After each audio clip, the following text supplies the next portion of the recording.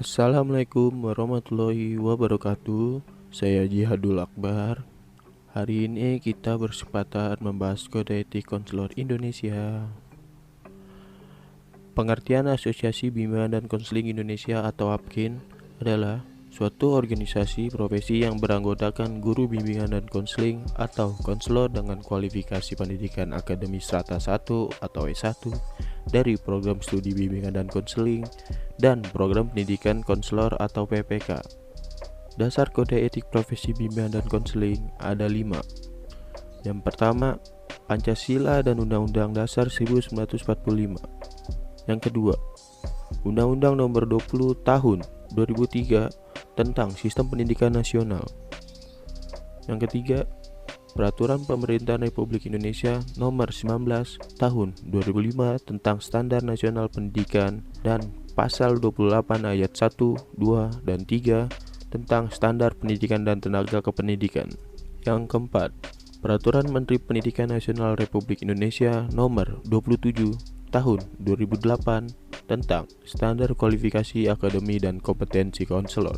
Yang kelima, Peraturan Pemerintahan Republik Indonesia Nomor 74 Tahun 2008 tentang Guru.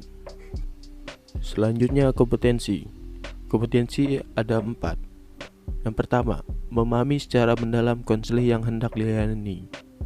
Yang kedua, menguasai landasan teoritik bimbingan dan konseling.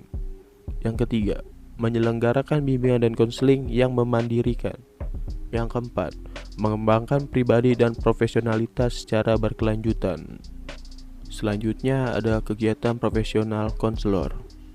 Ada 2 bagian. Bagian pertama, informasi, terbagi menjadi 3. Yang pertama, penyimpanan dan penggunaan informasi. Yang kedua, testing. Dan yang ketiga, riset. Lalu ada bagian yang kedua, proses layanan, terbagi menjadi 2. Yang pertama, hubungan dalam pemberian pelayanan, dan yang kedua, hubungan dengan konseling. Selanjutnya, hubungan konseling. Kesejahteraan bagi orang yang dilayani konselor adalah tanggung jawab konselor. Yang pertama, tanggung jawab konselor terhadap siswa. Yang kedua, tanggung jawab terhadap orang tua. Yang ketiga, tanggung jawab terhadap kolega atau pihak sekolah. Yang keempat, tanggung jawab terhadap dirinya sendiri. Dan yang kelima, tanggung jawab terhadap organisasi profesi. Selanjutnya ada kerahasiaan dalam komunikasi dan hal-hal yang bersifat pribadi. Yang pertama, menghargai hak-hak konseling. Yang kedua, tidak berbagi informasi dengan pihak lain. Yang ketiga, rekaman data konseling disimpan dengan aman. Yang keempat, penelitian dan pelatihan. Yang kelima, konsultasi. Selanjutnya ada kesejahteraan konseling, terbagi menjadi 2. Yang pertama, kompetensi dalam menggunakan dan menginterpretasi instrumen asesmen meliputi 1. Pemahaman terhadap keterbatasan kompetensi. 2. Pemahaman terhadap penggunaan hasil asesmen secara tepat. 3. Pengambilan keputusan yang berbasis hasil asesmen. Dan yang kedua, pemberian izin memberi informasi dalam asesmen dilakukan dengan 1. Memberikan penjelasan kepada konseli. 2. Memberikan penjelasan kepada penerima hasil.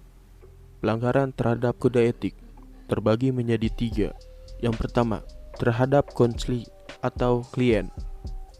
Yang kedua, terhadap organisasi profesi.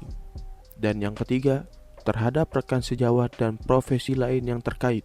Sekian dan terima kasih atas perhatiannya. Wassalamualaikum warahmatullahi wabarakatuh.